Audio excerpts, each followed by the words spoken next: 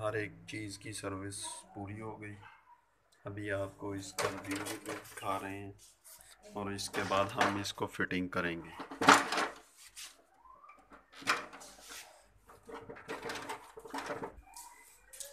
Check ये देख,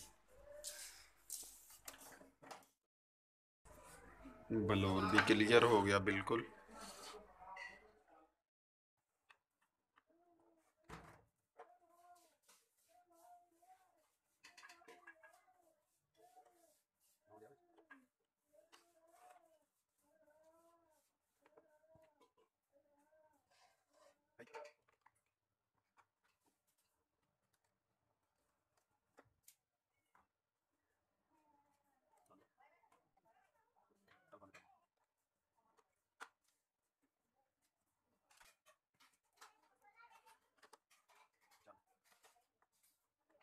ये कलर किया हुआ है कि रंग वगैरह ना लगे।